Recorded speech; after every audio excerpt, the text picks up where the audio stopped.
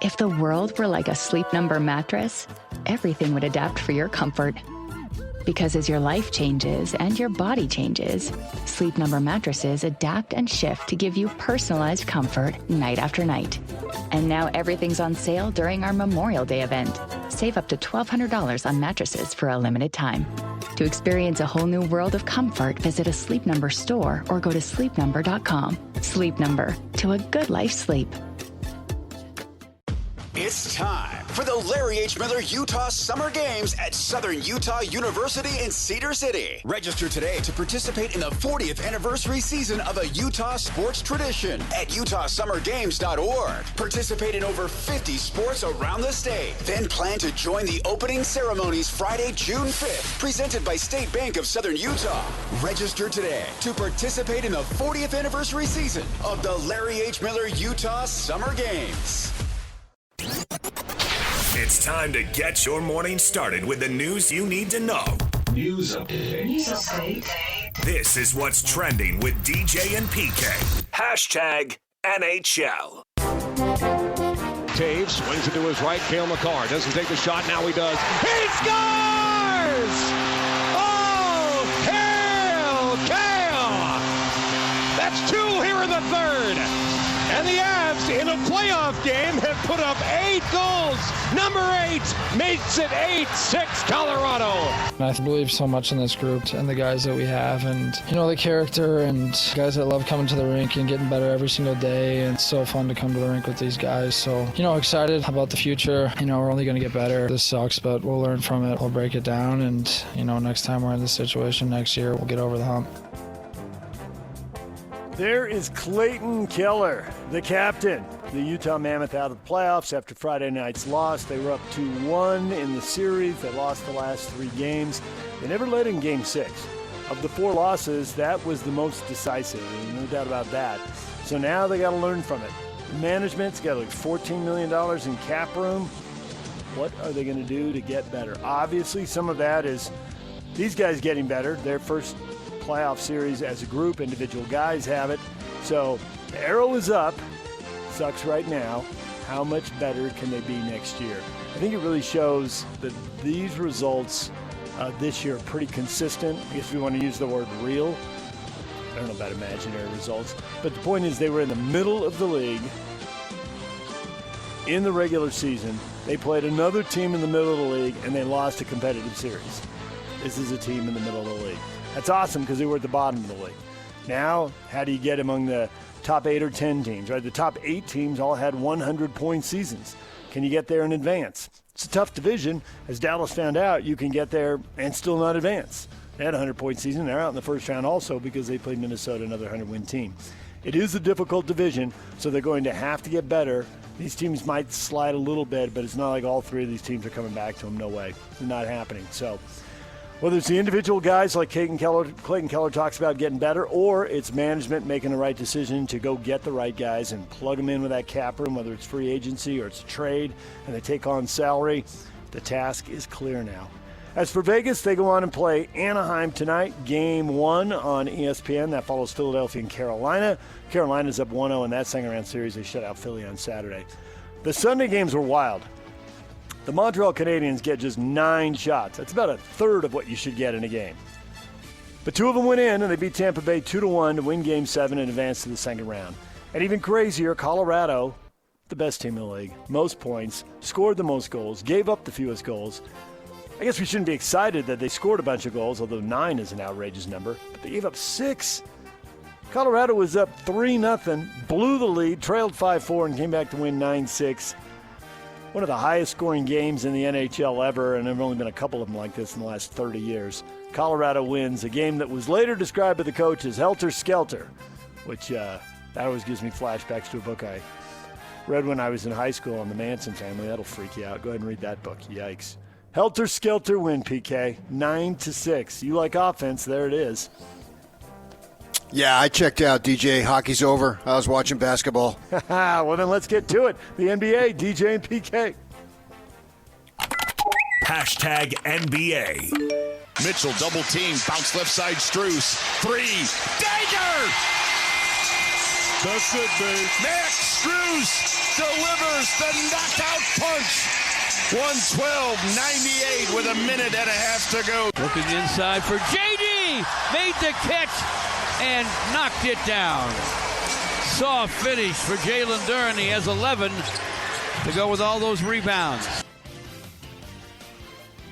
A weekend full of Game 7s, except that Laker-Houston series, because Lakers took care of business in Game 6. Detroit came back from 3-1, the 1 seed, getting off the deck and knocking Orlando out in Game 7. Toronto was trying to come back from 3-1, but Cleveland won at home in Game 7. So Donovan Mitchell and Sam Merrill and the Cavs advanced to the second round.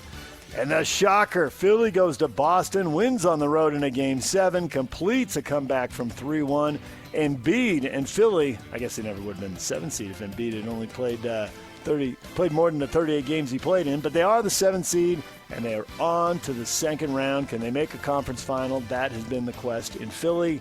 The door's open. I just read the Knicks are the betting favorite in the East now. Seems super. It was already wide open, but with Boston gone, very wide open. Yeah, I can see where the Knicks would be the betting favorite. But, it's up to Joel. Does he play? Does Paul George play? These are guys that haven't played that much. When they play, they're a potent starting lineup. They don't have much of a bench. I think they only got 3 points out of their bench the other night, and only one guy played double-digit minutes in that Game 7. And obviously Jason Tatum wasn't there, so that's going to be a significant blow. And it was a close game. Boston, they felt the need to jack up a bunch of threes. I'll just never understand that for as long as I live. To go 13 of 49 and shoot 27%. That just makes zero sense to me. That's the game that you have to play. You have no choice because somebody demanded that you play that. That's ridiculous. Shoot 27% from 3. Tell me that's a good shot. That's more than 2, but it's not more than 0. And without Tatum in there, they couldn't get the job done, obviously. And so we'll see. The Knicks should be close to 100% in what they can do. And, Detroit, nobody believes in them because they haven't been around yet. They've done nothing as a group. Each time they do something, it's the first time they've done it. There's that. And then also, the one thing maybe you could believe is that, as a 1 seed, at least they'll handle the 8. And they didn't. They dug a 3-1 deficit. So anybody goes in with these doubts are just magnified by the way they struggled through the series, even though they got through it. And they won the series. That's all that matters. In '88, the Lakers went 4-3 every series. Who remembers that? Championship pedigree. Well, you do. I do. Jazz fans do. But nonetheless, old Laker fans do. Embiid made a plea to 76er fans to not sell their tickets to the Knicks fans. Last time we played the Knicks, it felt like it was Madison Square Garden East. We're going to need the support. We need the support, and we need them to be extremely loud. If you need money, I've got you. Indeed.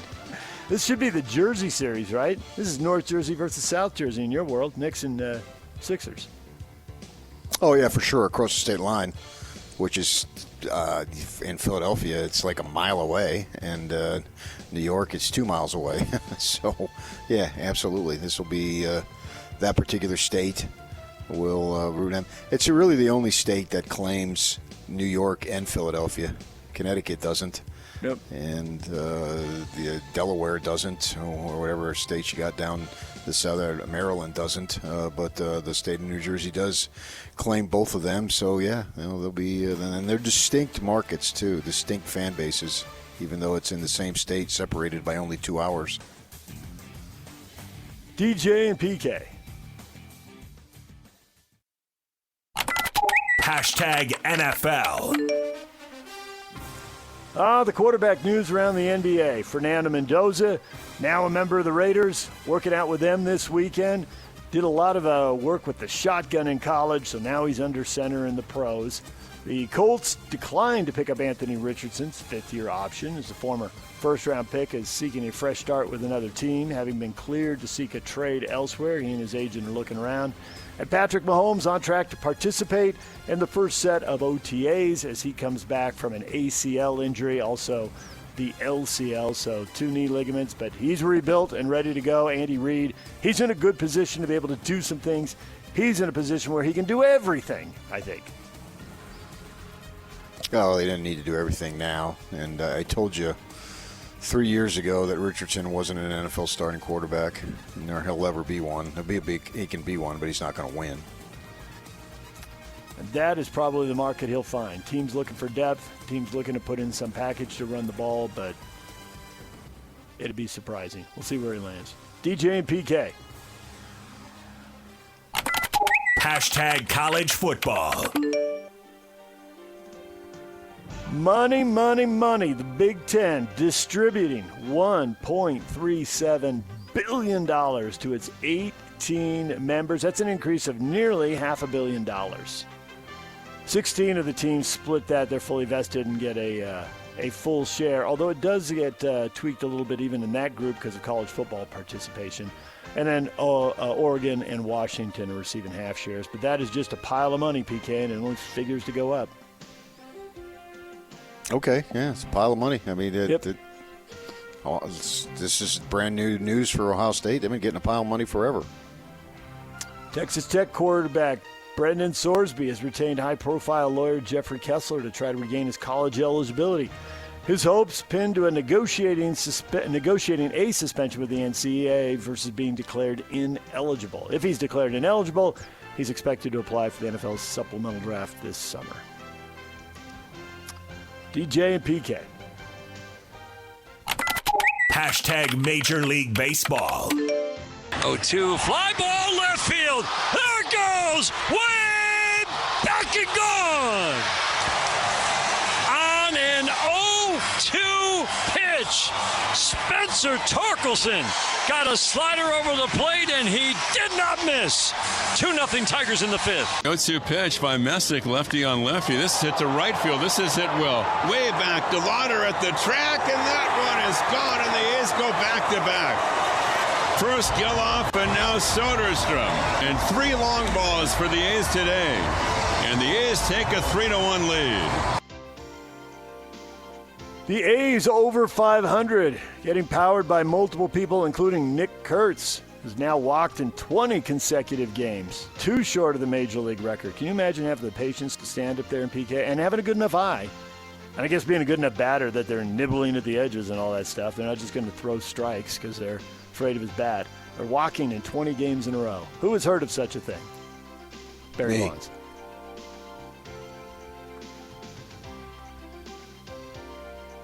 Braves roll. They beat Colorado. 8.5 game lead in the National League East, 25-10. The Dodgers' 4-game losing streak is over. The Dodgers won, but the Braves now with the best record in all of baseball. Seems like an unsustainable 25-10. They are flying. Flying high, yeah. You know, let's get Dale Murphy on to talk about his guys. He's got to be loving this. Yankees pummeled Baltimore 11-3. They're on top of the East, also winning more than 2 out of every 3 games. There's some teams really dominating, PK. It's 600 ball is basically 100 wins. That's not quite the math, but it's close. To have a team winning 2/3 of their games, they get multiple teams, they can't sustain this. They're not going to have a bunch of 108 and 110 win teams, are we? I don't know, man. I don't get into that that stuff. That's the pace stuff never made any sense to me. A guy who scores X amount of points, if he played 32 minutes, well, if he's good enough to play 32 minutes, he would. And, so I don't follow that. That's math, and that's just out of my league. Shohei Ohtani's hitless streak, 4 games in a row. They beat St. Louis 4-1. He's gone 0 for 14. Coldest he's been at the plate in the last 4 years, although the Dodgers did find a way to break that losing streak. They got Yamamoto pitching tonight and Shohei Tuesday, so maybe they can ride some pitching here and get it. Oh, yeah, this Robleski kid's 5-0 with a 1.25 ERA. That's how they found a way, because he dominated. Gave up 1 run, and they get the win. Bees beat the Sacramento River Cats 8-7 in the series finale. They are headed to Oklahoma City tomorrow. DJ and PK. Hashtag RSL. Good turn by Solans. A little shoulder tuck to get away with it. He's waiting for support. Lays it off for Gozo. Gozo one time. Yes! A laser beats Pantemis at the near post. Gozo. Oh, the handspring somersault. Full flip. And he's at the flag, just coolly looking up into the crowd. And RSL has an early goal in the 10th minute. RSL wins the ball. Experience ahead. They give it to Luna. Luna into the attacking third. Luna into the air. Gives it up. Gets it back. Shot. And a goal. And RSL plays right through him, right down the middle of the field, and doubles the lead. RSL snaps that losing streak. They'd lost back-to-back games. They rarely lose 3 in a row under Pablo, and they avoid it here. Got to say, Portland looked terrible. The RSL, the results here early in the year, they are dominating the bottom third of the league. They are struggling against the top third of the league. They are sitting in the middle, 6th place in the West, and they play teams, the 4 teams right behind them in the standings in these next 4 games. So we'll get a good feeling of whether they're going to separate a little bit from these guys or whether the middle is where they're going to live. They're at Dallas on Saturday, but got their first shutout of the year, so good to get that finally out of the way. Defensively, they're better than they were last year, but they're still not great, but improvement along the way. Do they say shutout in soccer? I mean, that's like an American term. It's a mixed bag. The official MLS stat sheet says shutout. It's got the SHO abbreviation on it, but there are lots of people who say clean sheet, like they're from England. And I look at the official MLS stats often. Utah Royals have 4 straight wins. They beat Angel City 1-0. They're hosting Houston Wednesday.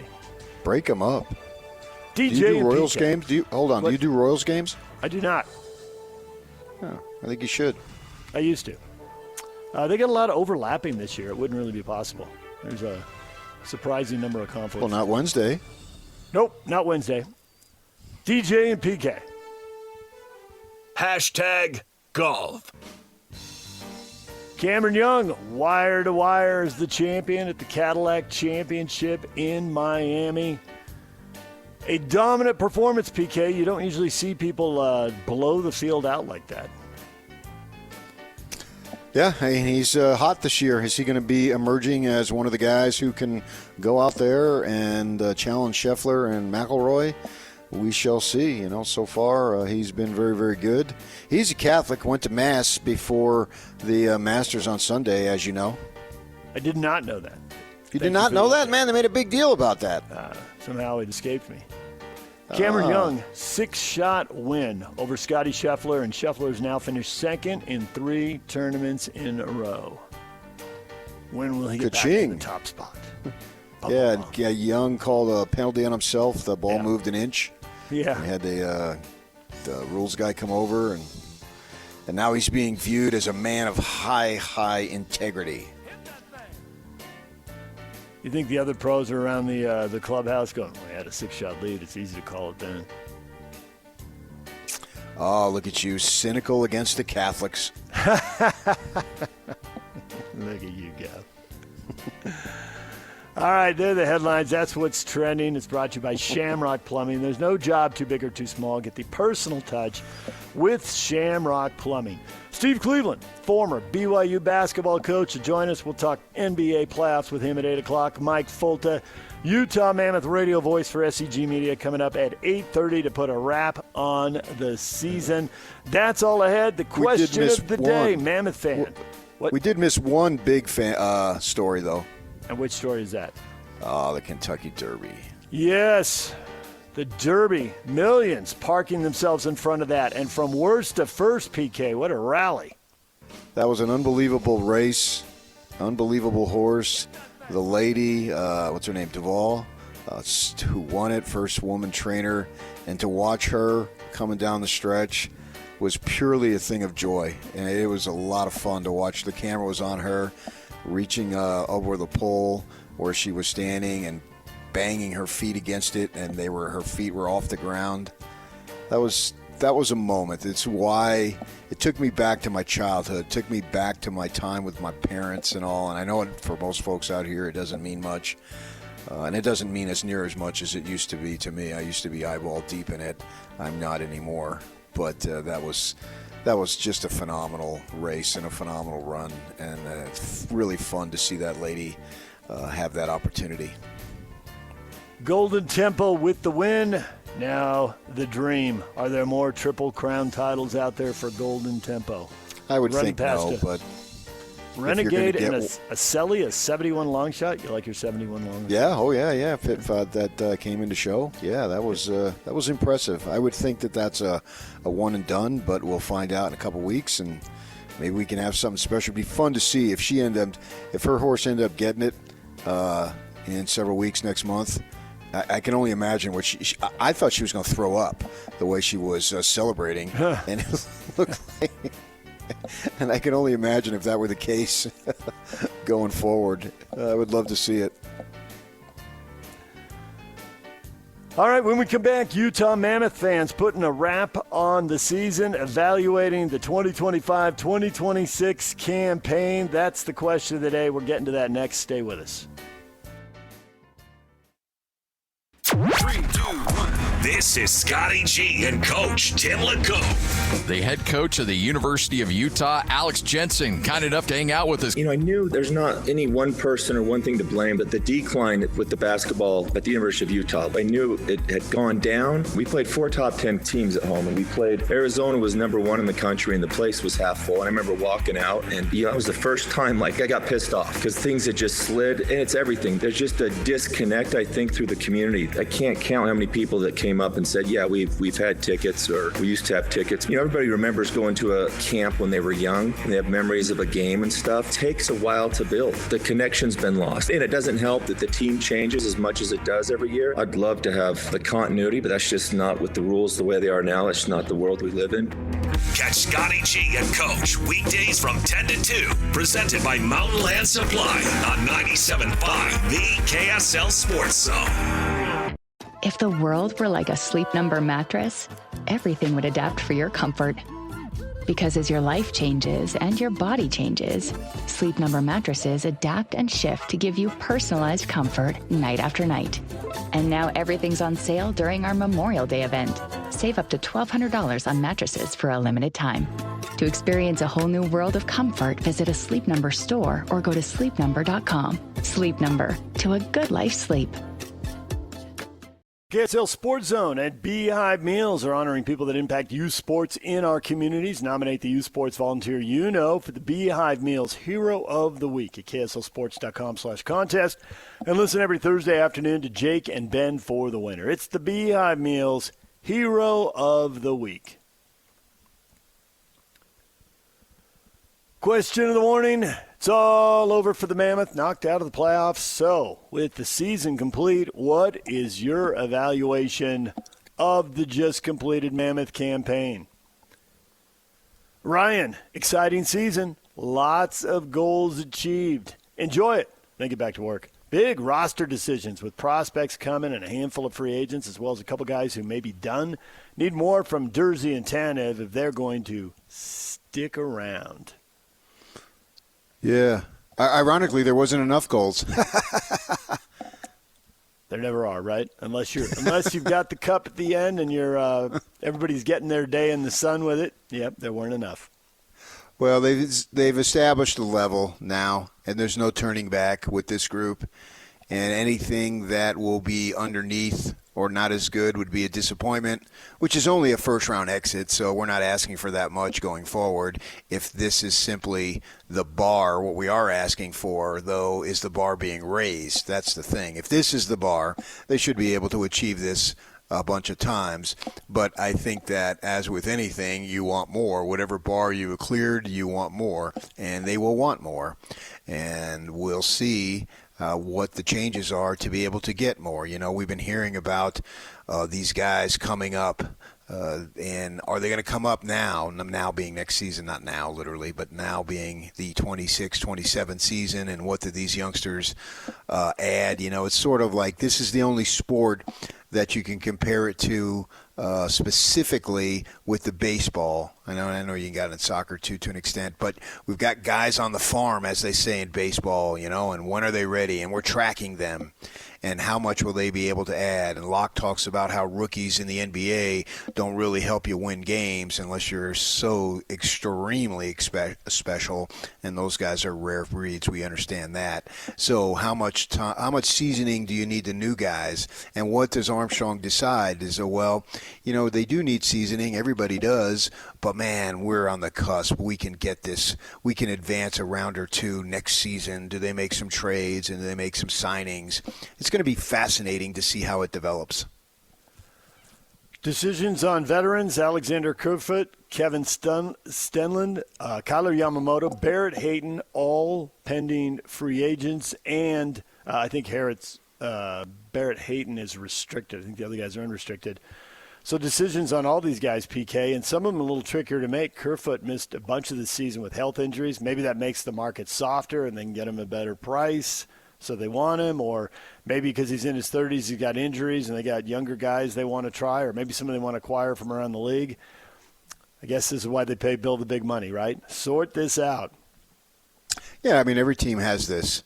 The great thing about it, that because it was on Sunday, we weren't broadcasting. Last year, we were broadcasting over at the DC. That's what they need to call it, the DC, instead of Delta Center. Come to Delta Center. That sounds so awkward. Call it the DC, people. If you want some separation, there, I gave it to you. Call it the DC. And we broadcast from right there in the main entrance, basically, at the DC last year. And one by one, the guys came upstairs. I remember it. It was a pouring, raining morning in April. And just about every one of them pledged their strong desire to return. And we heard some of that yesterday from their comments about this is a great place and blah, blah, blah. And it's a great winning organization. And so they want to stay. So that's a good spot to be in, is to have your guys wanting to stay because they know that it's a good thing. And if you got a good thing, why would you be seeking after something else? Now it's a business, so that determines whether guys come and go, obviously. But from that perspective, I think the word is not just out. I think it's shouted out from the rooftops, from Mount Olympus. Salt Lake and the Mammoth are a great organization to be a part of. The fan base will rally around you. Who was it? Paterka? They asked him, what was one thing that surprised you? And I think he said, well, man, it was really warmer than I thought it would be. I don't know that I would get used to that. Obviously, it was a extremely mild winter, and he's coming over there from Europe. So from that perspective, he enjoyed that, not having to go through, which is a blessing and a curse, I guess, because they hear about all the water situations, and that's serious. But that's just another thing that is maybe a feather in the cap that they can, not that people are going to come because of the weather. I mean, it's winter and you're busy playing, so you don't really have a lot of time off anyway, so don't worry about that as much. But I'm excited to see where they go from here, knowing that the bar is set, because you can't come back next year and say, wow, we want to make the playoffs. That's old news now. Want to win in the playoffs, obviously. Caleb says they need to add a veteran scorer like Austin Matthews, who'll come up big in the playoffs since he won't be under the curse of the Maple Leafs. Caleb's got his favorites. Make a move. Let's go. Well, the curse of the Maple Leafs, that's the old joke. The only time the leaves fall in the spring is with the Toronto Maple Leafs, so instead of in the fall.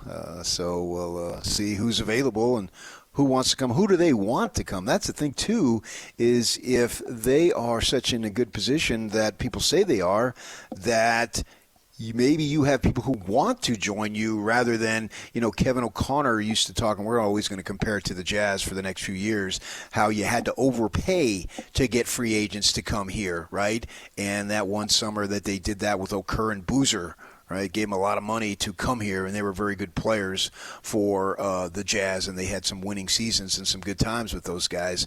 That's the thing that I don't have enough knowledge to know. With O'Connor saying that was a fact. He wouldn't say something if it wasn't true like that. And with Armstrong now, he hasn't really said anything on that. Do they need to overpay? Is this just a great place for people to be in the league to where you can give them what the market is rather than having to overpay? That'll be something to follow too. A lot of people are going down the same path looking for improvement, PK. Ed says, that's a pretty good year, with the exception of needing a more physical presence on a minimum 2 of the 4 lines. Vegas took it to us physically, and we didn't have much of a response. And Joseph says, not a good playoff team. Small, fast players, no toughness, losing track of the puck, and way too many rebounds. Defense lets too many people hang out in front of the net with no coverage. Great at passing, but lacking in shooting confidence. open net opportunities missed because they passed it instead of shooting. Get some actual toughness on the team, and it'll open up these young, fast players. He says Cooley especially got thorough manhandled evaluation and times. analysis there. Yeah, I can respect all that. He's probably got more knowledge than I do, so I'm not going to try to kid people and fool them. But I like that. I learned something there. Whether to what degree it's truth remains to be seen, and we can talk to Mike Folta coming up and others who know more about it and are there every day. But that's where I'm wondering, with the youngsters that they've been talking about, right? They got a burly European or two. How do you say that guy's name? Denoy and Ingla, yeah, and Lamoureux, Maverick Lamoureux. We saw him a time or two. What will the composition of the roster look like? Now, they've been vocal about wanting to get bigger because they've got the younger, or smaller, I should say, skilled players. And so how do they compose the roster? And because they've got some pieces, so where do they go from here? Scott says, great season. I think we really need a better goaltender. Veg is great, but I think we really need to look at an upgrade. An expensive upgrade, but an upgrade. Well, Ken Dryden's not walking through that door. Nice. They signed Vejmelka for a little less than $5 million a year, and he is signed now for another 4 seasons. So, I mean, they can flip him, I guess, but it feels like they committed to him. We'll see if they stick with him or if they try. I like that. That's going to be the name of a band, Karel de Vejmelka and the 4 Seasons. Nice. 4 seasons. Old school. Now you're down at that outdoor amphitheater in St. George, right? Isn't that where you saw that show? Frankie Valli? Oh, Jersey Boys. Jersey Boys. The play Jersey Boys? Yep. That you're speaking of? Yeah, I couldn't remember. I've seen it multiple places. I did see it I saw it in Vegas many years ago. And that was, I think, per capita in a 2-hour show, the most F-bombs you're going to hear. And then when it came to Tuacahn, once you cross those state lines, they cleaned it up. 0 F-bombs. None. Know your None audience, whatsoever. Huh? Yes. It's one show in Vegas, it's another at Tuacahn. I did see that the summer before last. I mean, that's been an ongoing play. It's like I Love Lucy. Somewhere in the country, I Love Lucy is on. Yeah. Somewhere in the country, Jersey Boys is playing that show. And, they play that music and all that stuff. And so it's a fun little show. A lot of tragedy in the lives of a couple of those guys. And Frankie Valli leading the way. But, yeah, the 4 Seasons. That was a bowling alley, I think, up by Bloomfield, which ironically is the hometown of that BYU commit that they just got. You got to get that kid on. What's his last name? Wooten. I saw yesterday they got a commitment from a kid out of New Jersey, a cornerback. Wooten. Yeah, you got to find a way to get him on. We got to talk some North Jersey. I'll get to work on sports when we can talk Jersey. He would be blown away that he's going to find. There's a radio guy in Utah who's from Jersey. Yeah. They generally California, let's face it, it's not as surprising. We've probably had, 20 or 30 people on from Jersey over the years, and you always bring it up, and maybe it's 30 or 40 people. I don't even know. You always bring it up, and they're always blown away. They figure, I'm on the phone with somebody in Utah, and then you drop the Jersey thing on them, and then you all go nuts, the homeland. Well, it gives the show instant credibility to those people. That's true. They know we're not soft. Aaron, how about this one? I don't buy this one, PK. Overachieved. Great young core. The future is bright. Just need another solid veteran leadership presence. All right, I'll buy the middle. Great young core. The future is bright. But the start and the end, overachieved. No, I think they achieved. They didn't overachieve. They're 3 points better than last year. I can't label that overachieved. They just need another solid veteran leadership presence. I think they're probably more than one guy away. I'm not buying they're that close. I think if they were that close, close to what? Be out Winning in the it first all? Round. They wouldn't have like the 16th or 17th best record in the league, whatever it was. Yeah. Yeah, I get all that. But, maybe he's looking inside the numbers a little bit. And obviously Game 6 got away. It seemed like, okay, we're not going to get this. And it was the deflated atmosphere and all that. And it got out of hand, 1 goal at the end. But it's 4-1, 5-1 is still basically the same. And so maybe he's looking at, well, they took Vegas. They didn't take them literally to the wire, but pretty close. They gave Vegas a scare. And so maybe he's looking at that. Maybe that was a form of overachieving in that you could sit back and say, wow, we should have won 1 or 2 of those games. Which teams that don't win and you play tight, maybe you do that. Everybody does that. This would have happened, that would have happened. Particularly in hockey, when a goal can bang off the backboard and come shooting right back to somebody, and he can barely have an angle but slide it in. So, you can play that game, and I assume that's what he's doing. If you take the big picture, then I would agree with you that they did not overachieve. This was their stated goal, and they met their stated goal. So if you have a goal and you meet it, by definition, that's not overachieving, unless it's something, crazy. You talk about Pace Mannion when he was like 12 years old telling somebody in an ecclesiastical leaguer, I'm going to play in the NBA. You're 12 years old, son. But you did play in the NBA. That's overachieving in a sense. But this goal for this team to make the postseason based on last year and based on the ascension through the process, as we talk with the Sixers, building what they had and what they were going for, that was not an overachieving situation to make the playoffs because that was your simply stated goal. But I suppose if you look at it maybe a little bit differently within the series, you could say, hey, they should have been a little bit better. They were there to have that team. That Vegas team was beatable, and you did not beat it, if you want to go down that road. Yes, I can go down that road. I mean, they were in the middle of the league. They got another team in the middle of the league. Most of the time when you're in the middle of the league the way they are, you're going to play one of the elite teams in the league. There's 8 teams out there that earned 100 points, most of them, not all, but most of them advancing in the playoffs. So there's a lot of boxes to check on the way to the top. And they checked one this year. This is what they wanted to do, and they got there. I think 100 points needs to be out there as a goal for next season. We'll see if they can reach it or not. Maybe it's a bit of a stretch. Cole Bagley said, 5 to 7 goal improvement. But 8's not that big of an ask, especially coming off 3. And I know the year before that was an even bigger improvement. So, yeah, maybe you be in a situation where you're on the road to clinch a series in the 6th game. Whatever that looks like, whether it's 100, 98, 95, I don't know. Who knows? Right. But I think that's more important. Get that home ice if you should be good enough. And then you have to – the thing about – and I equate this in basketball too, because we make a big deal about home court, is how many times do you have to win at the other team's place? If you only have to win 1, that's not that big of a deal. But then if you lose 1, then you got at home, then you got to win 2. And I think that's where it gets dicey. Simply winning a single game in a particular building is not that big of a deal. But if you start going down the line and you got to get 2 or you got to get 3, I think your chances of advancing in that particular series drop dramatically. That's where I think home ice, home court becomes a bigger deal than on the surface one single game. And so that being, and if you have home ice and you lose 1, well, then you only have to win 1.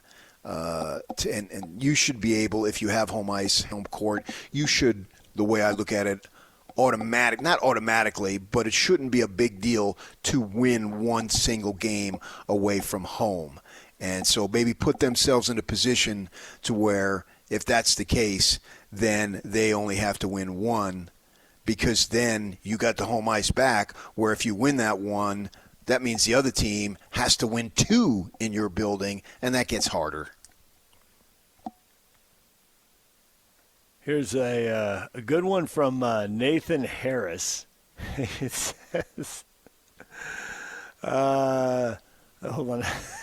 He says, it was cute that you guys thought you could beat Vegas.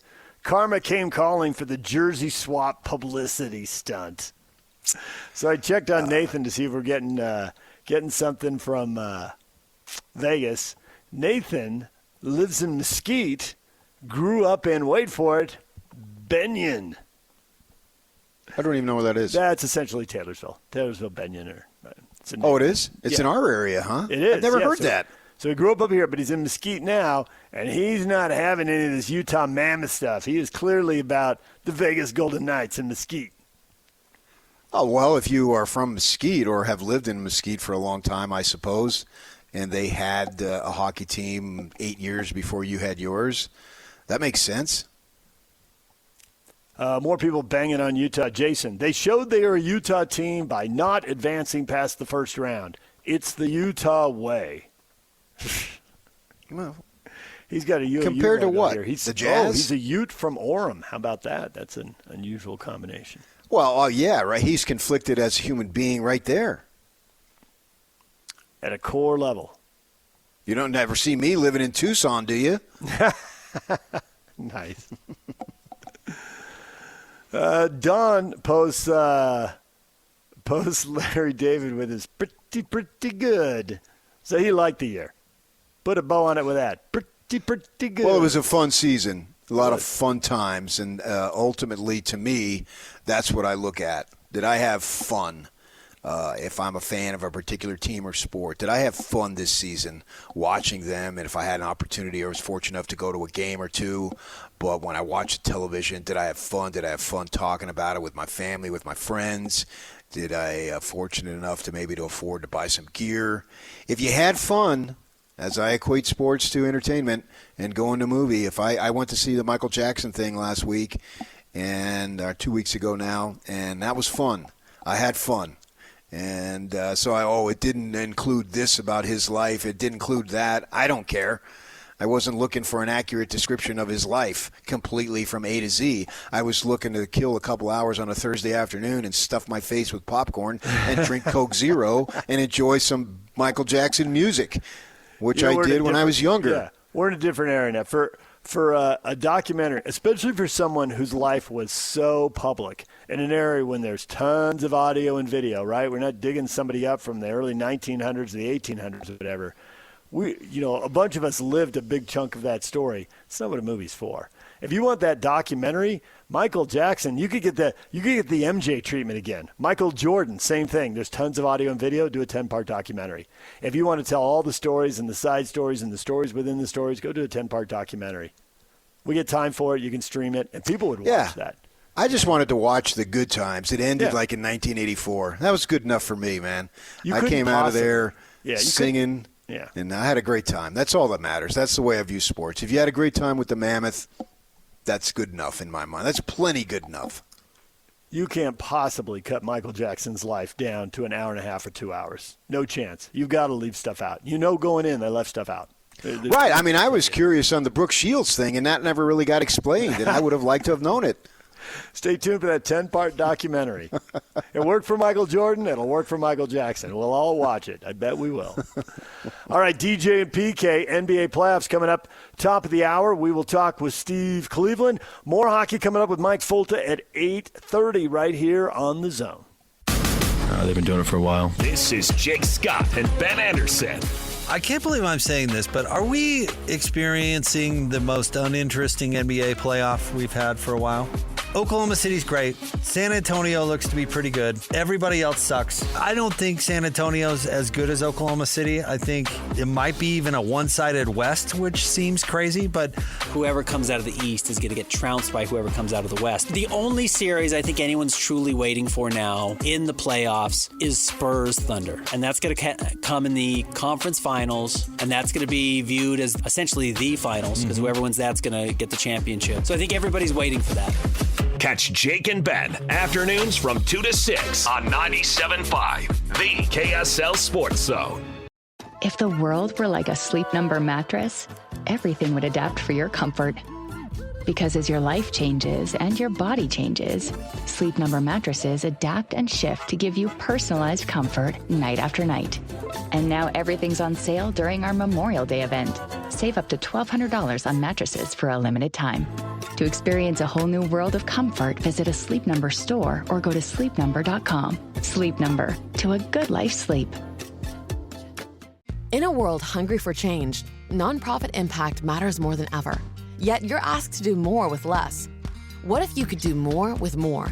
That's the promise of Bloomerang, the giving platform built for purpose. Fundraising, CRM, and volunteer insights are integrated to reveal opportunity and generosity, so you can make more connections with more funds raised for more impact. Now that's more like it. Learn how you can do more with more at bloomerang.com.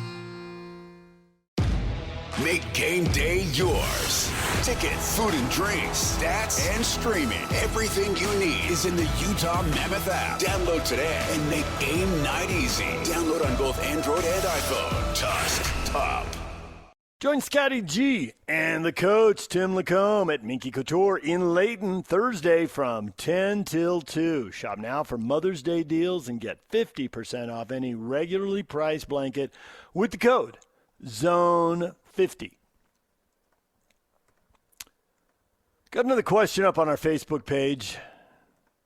Some of you are buying into this. Some of you are not, although I think that's telling too.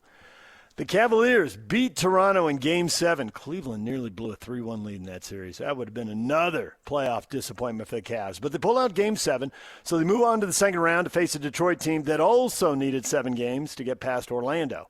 Does Donovan Mitchell finally get to a conference final series? Solomon, I'm pulling for him and Sam Merrill. See loyalty to Utah guys when they leave Utah. I can see that. That's a familiar story. We've heard that before. We see it in the NFL all the time with players from the local schools, Utes, Cougars, some cases Aggies, Wildcats, whatever. We see them go in the NFL and people get fired up. On the other hand, Shane, let's hope not. Hopefully he will never win any sort of title. I get that too, Shane. You'd be bitter because you could have done it here and we won a title here, but he didn't want to be here. So if he goes and does it somewhere else, that will hurt. I get it. It's a pretty straight line right there. If you're rejected by this, if people in Utah feel rejected by somebody, they're absolutely going to track them and root against them. No doubt about it. And I think that happens everywhere. I think it might happen here more than it happens in Sunbelt places, having lived in Sunbelt places, because there's so many people in those places from other places, and they don't take it as personal because they've moved around. You get to cold weather markets where people, in general, maybe a little less likely to move around. They get the longer memory. They bought into the local teams. They hold the grudge. Not that I've never seen somebody, in a Sunbelt city hold a grudge, because I've seen that. Definitely some people, Padre fans, would boo when they come back. Then we've got this one. This is probably one of the most interesting takes. Costa. The Jazz fleeced the T-Wolves and the Cavaliers. Ooh. Did they? I'm not sure you can put them in the same boat.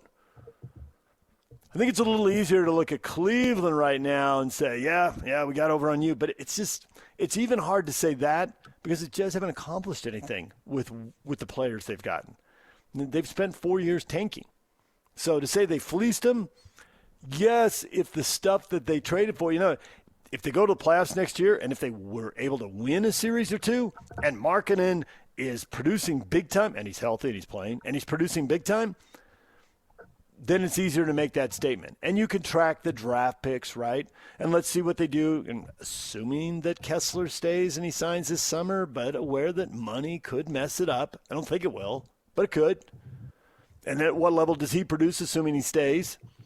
The thing about the T-Wolves is they've had more playoff success. The Cavs are doing what the Cavs have done. The Cavs have been in the playoffs before, and they've been pretty good, and they've been able to win a series. Now, they haven't been to a conference final very often. The Timberwolves had only won 2 playoff series in forever. And that was with Garnett, and then he left almost immediately. So for them to get to a conference final, which they've accomplished a couple times now, that's a big deal. I mean, it's not the title. So maybe the Jazz still end up fleecing them because when it's all said and done, if the Jazz get a title, we look at the guys on the roster and we could trace it back to that Timberwolves trade. And it could be a Jose Ortiz kind of deal too. Drafting Jose Ortiz didn't get the Jazz to the NBA Finals. But they traded Jose Ortiz for Jeff Malone and made a conference final. And then they traded Jeff Malone for Jeff Hornacek, and they made 4 more conference finals and 2 NBA finals. So you can at least trace the moves back and say, hey, there's something that got the ball rolling. That wasn't a terrible draft pick. Even though the guy didn't pan out for you, you turned it into something that certainly did. So let's see, before we announce that the Jazz fleeced the Timberwolves, which I can't sign off on right now, absolutely would not. Right now, the Timberwolves are ahead. They're winning the trade right now because they've gotten results out of their deal.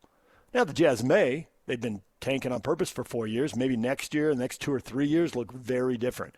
And maybe it's something where we can draw a direct line. Man, Kessler, Game 7, those 2 blocks in the final 30 seconds, they'd have never done it without him, right? Maybe he's that guy. But if not, even if, let's say, it doesn't work financially this summer and they have to make some sign and trade, so he gets the money he wants and the Jazz get something back, whoever they did in that sign and trade, maybe that's the piece of the puzzle that ends up being critical. And then we can look back and say, wow, that trade got him Kessler, and then Kessler made this deal for player X, and player X got it done. So you want to argue the Cavs are kind of treading water, I get it. Now, they win this next series, or if they win a couple series and go to NBA Finals, then trade's awesome for them. I think for the people who made the trade in the short run, the Cavs were in a tough spot, so they may already consider it a win just because it's extended their careers. The fans are looking at like, well, the history of the franchise, I don't know. But if you're in the core group of management that makes the trade, whether you're, the scout who's pushing for it, the general manager who actually does it, the owner who signs off on it,